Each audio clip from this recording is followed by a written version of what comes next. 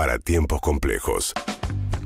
Ayer Javier Milei fue a conversar con Anelo, un relator de fútbol que trabaja en Radio Mitre, con quien habla habitualmente. Había quedado algún fastidio dando vueltas entre los libertarios por lo que había sido la nota con Antonio Olaje, uno de los poquísimos periodistas que cuando lo entrevista le hace preguntas. Parece que esta vez preguntó demasiado por el fastidio que se veía del Gordo Dan y de Rosichner y demás, planteando que si se había vuelto cuca de repente Antonio Olaje. Pero bueno, la cuestión es que en otro ámbito que sintió más relajado, Milei fue a hablar con Anelo en una situación en la que Milei está realmente buscando la centralidad de la campaña de acá al 26 de octubre y de alguna manera tachando los días en el calendario, el equipo económico y demás, tratando de que pasen las jornadas sin que haya nuevas turbulencias en el ámbito del financiero, ¿no? En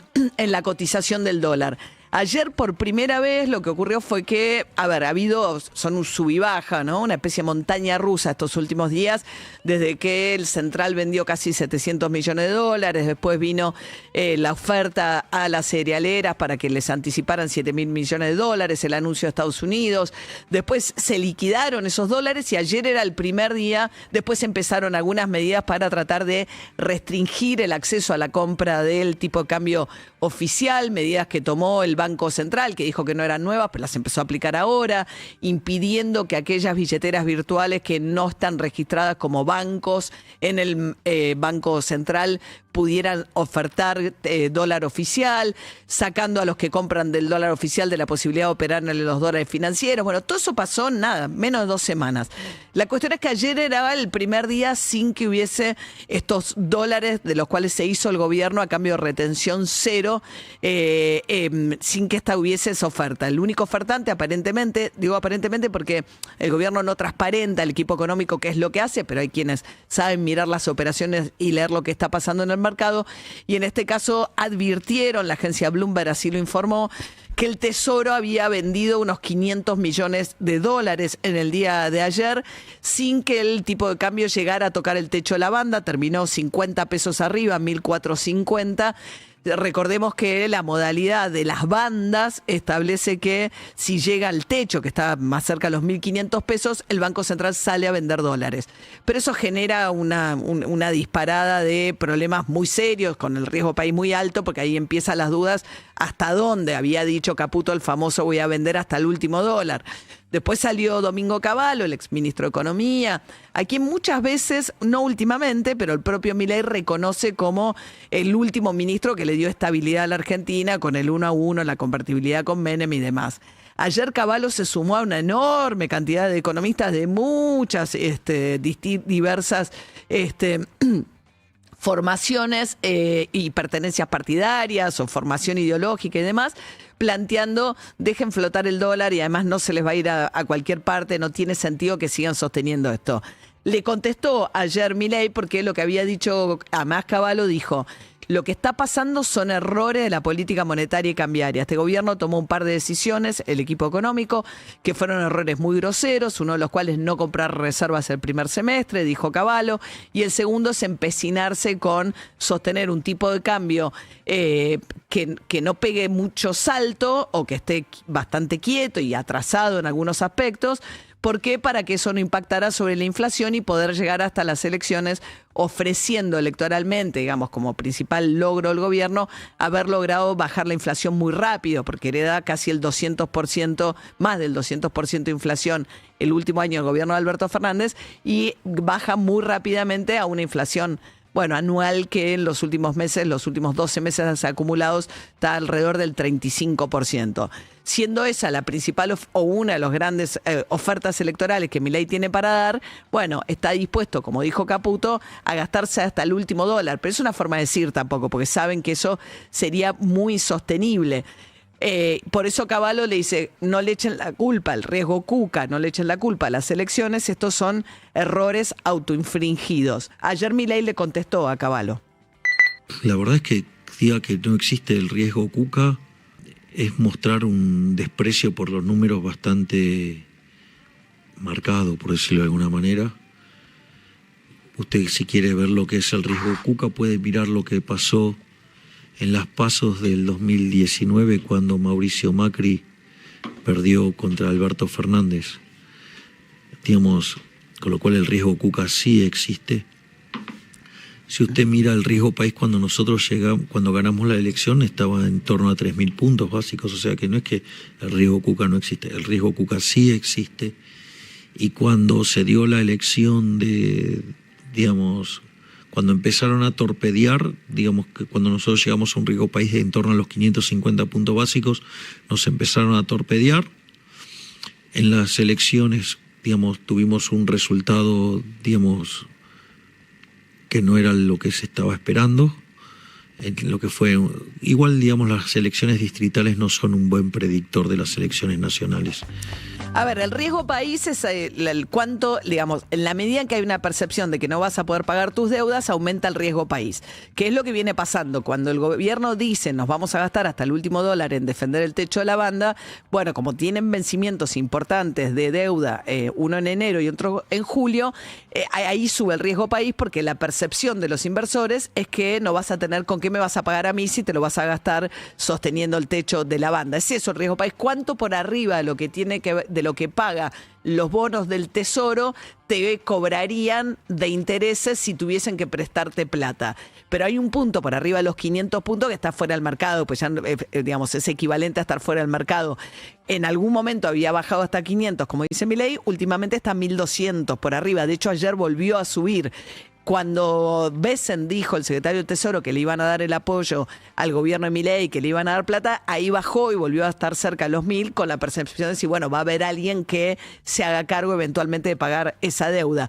Lo que dice Milei es que las elecciones son un infierno y que esa es la razón de la situación actual y no las razones de política macroeconómica que enumera Cavallo, que además del tema de las reservas, además del tema de la banda, que dice que hay que soltar, mencionaba también el hecho de que el gobierno decidió terminar con las LEFI, unas letras que tenían los bancos. Eso hizo que hubiese muchos pesos que absorbieron con una tasa de interés muy alta y una serie de problemas que hicieron también que ralentizaran fuertemente la economía, lo cual debilita a Milei de cara a las elecciones o la oferta electoral. A ver, ¿qué decía Milei sobre las elecciones?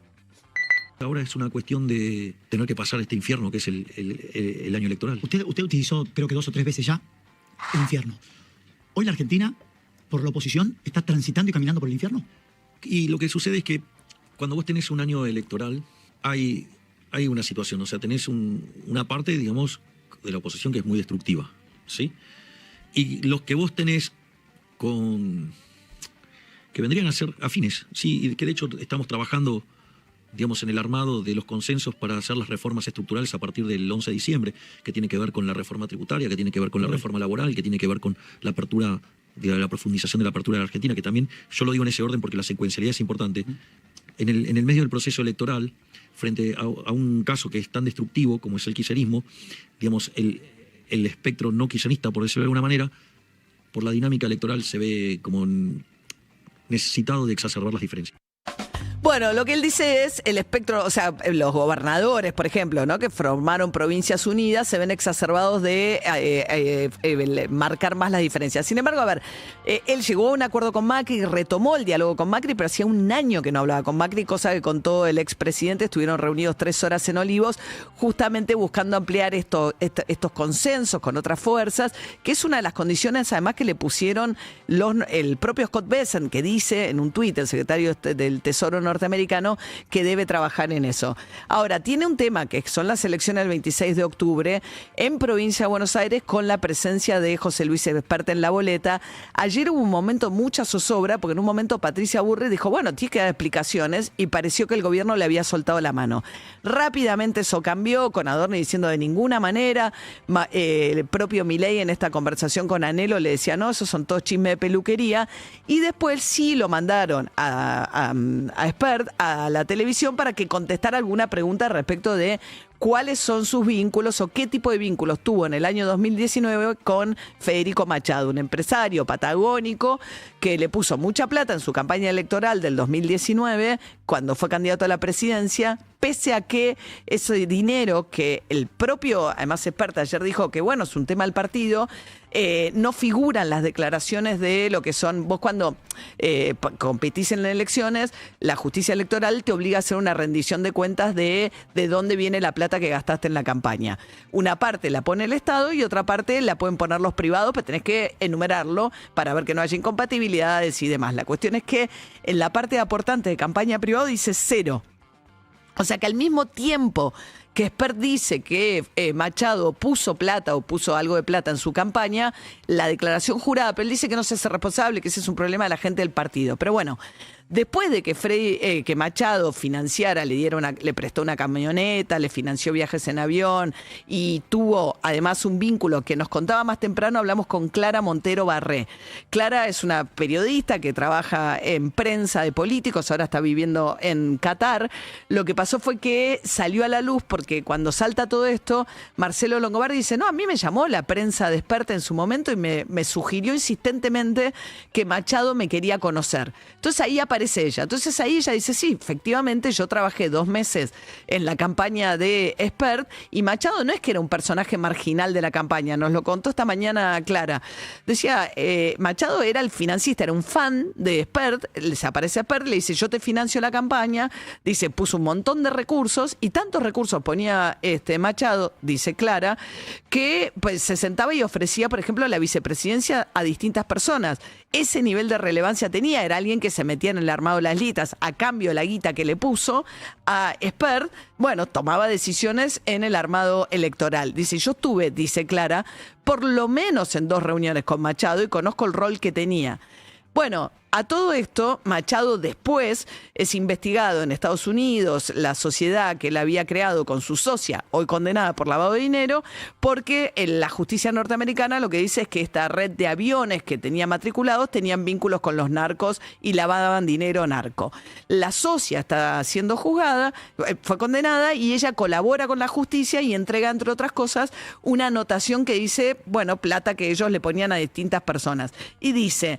José Luis Espert, $200.000. Eso es una novedad que apareció ahora, sobre la cual basó una denuncia Juan Grabois, que es tercer candidato del peronismo en la provincia de Buenos Aires, tomó esos papeles la justicia norteamericana y se presentó y lo denunció a Espert en la justicia local.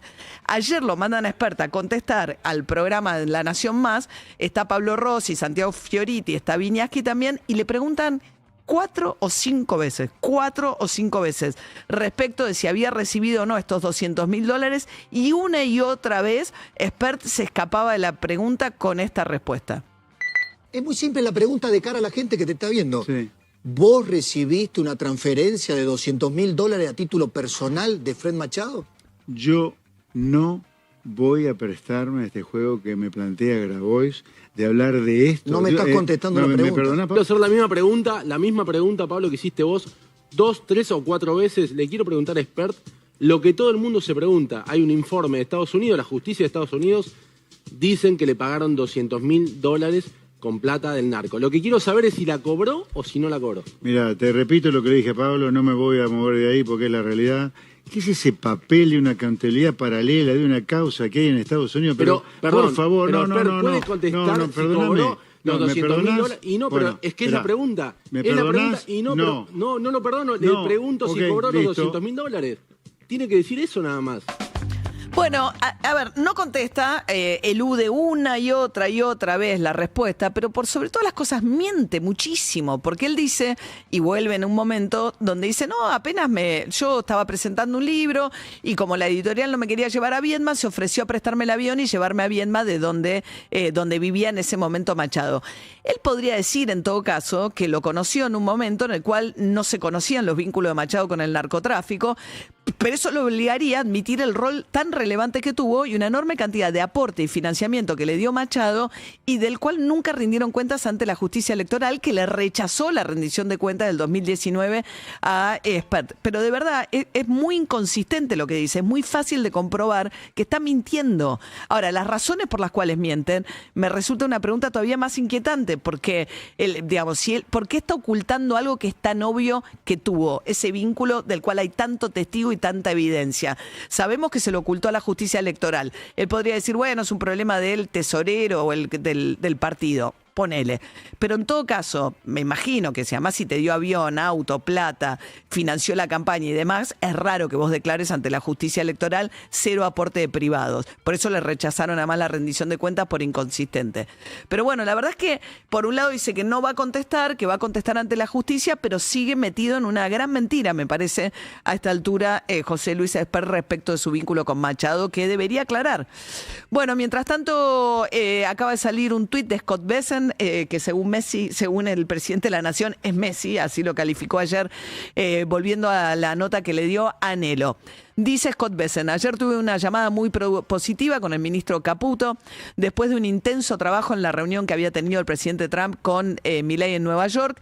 En los próximos días espero que con el equipo de Caputo venga a Washington para avanzar significativamente en nuestras discusiones en persona sobre las opciones para darle apoyo financiero a la Argentina. Esto quiere decir que después del día movido que les contaba al arranque de este comentario, que hubo ayer, donde el Tesoro, según la agencia Bloomberg, vendió $500 millones, en ese contexto, apurando un poco los tiempos de lo que va a ser el apoyo norteamericano para tratar de que hasta entonces no se desangre el Banco Central o que no tenga que intervenir el Banco Central para defender el techo de la banda, da una nueva señal clara, muy contundente, Scott Bessent, de que efectivamente están avanzando en esa ayuda de los Estados Unidos, del gobierno de Donald Trump al gobierno de Javier Milei.